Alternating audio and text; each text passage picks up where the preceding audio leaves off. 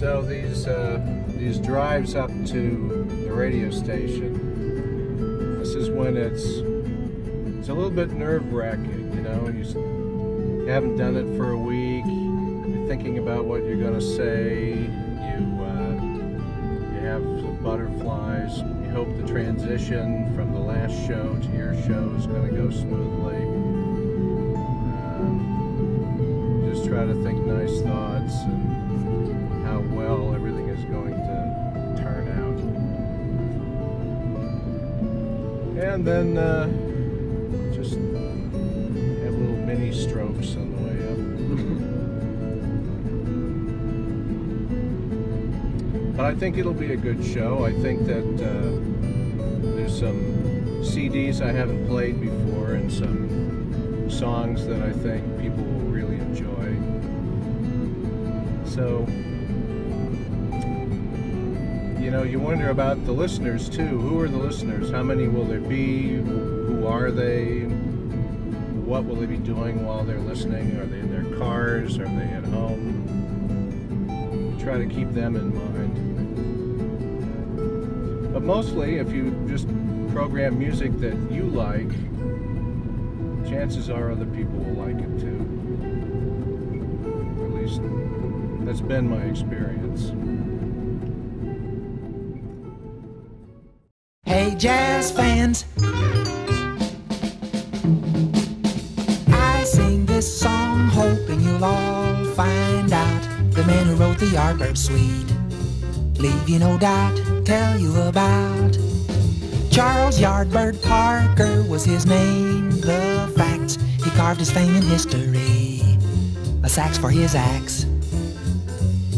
His improvisation was... Jazz in the Schools is a program that showcases high school and college jazz bands and jazz choirs. Seattle is known for having these tremendous jazz bands coming out of Garfield High School and Roosevelt and Mount Lake Terrace, schools like that. They're nationally ranked, but you never hear those bands except for maybe 1 or 2 performances a year. And so what we're trying to do with this program is to take recordings of these groups and play them on the radio so that people can actually hear them and get an idea of what Garfield actually sounds like, or Roosevelt, or Shorewood High School. They're all tremendous groups, and they're nationally ranked, as I said, but unless you go to jazz night at one of these schools, you're not going to hear them, and people should hear them because they're really good.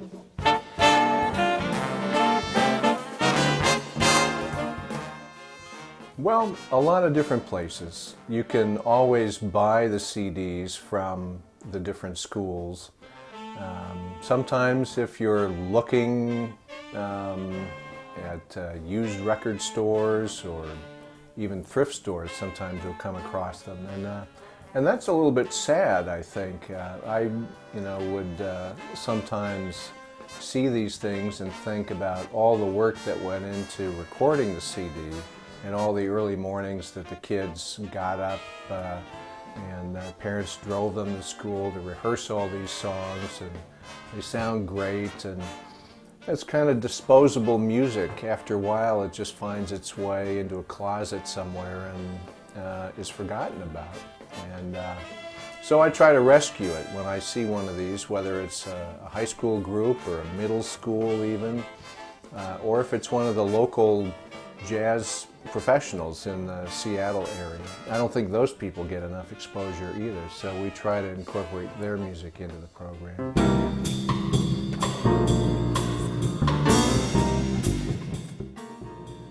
Well, we have a 2-hour broadcast, and ideally I like to play all new music every week, so that means selecting 2 hours of music, and you can figure 2 hours of programming for every 1 hour of broadcast. So it might take 3.5 or 4 hours to program that 2-hour program. So you're talking a minimum of 3 hours on a Sunday just to prepare the show. But I might spend some time during the week browsing the web, finding out about different music events that are going on, things that are going on at schools. If there's an interview, then there's time spent arranging that. So it could be 4 or 5 hours a week.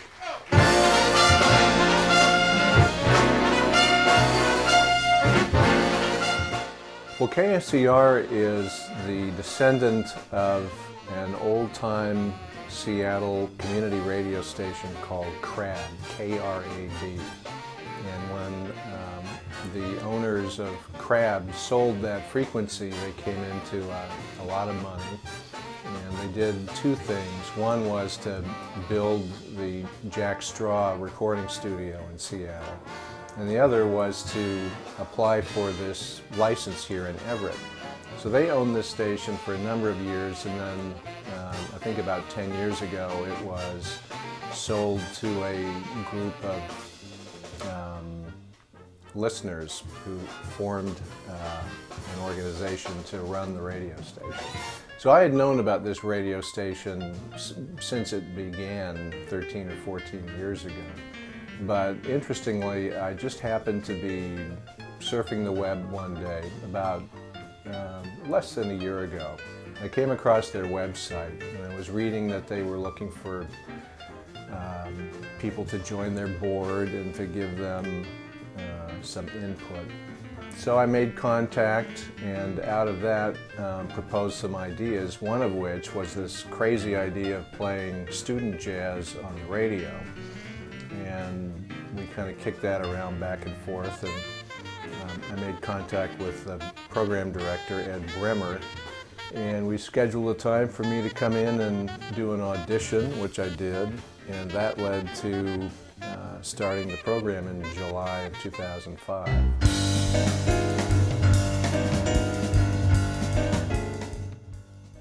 Obviously, the biggest goal is to reach a wider audience. KSER has an audience. It's a small audience.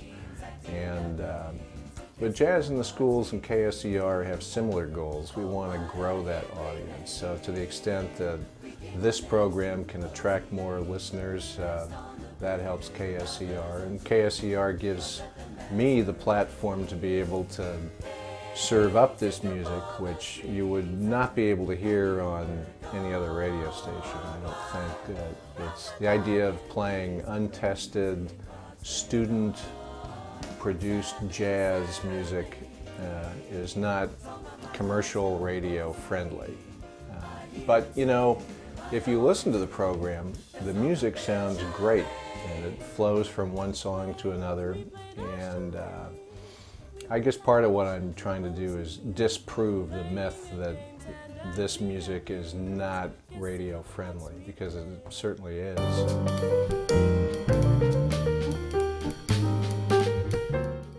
I'd say follow your dream, but go into it with your eyes open and realize that the life of a musician can be hard. They are not looking for jazz musicians like they are looking for computer programmers or accountants or any of those standard occupations. So that means that if you're a musician and you truly want to survive and make a living as a musician, then you have to be smart about it. You have to look for opportunities to promote yourself. You have to be a self-promoter. You have to make smart decisions. You have to network with people. And also, the more that you can do as a musician, writing and arranging, singing, playing multiple instruments, all of those things will eventually be your tools in order to survive as a musician. But most of all, if you're passionate about it, follow your dream. Charles Yardbird Parker was his name.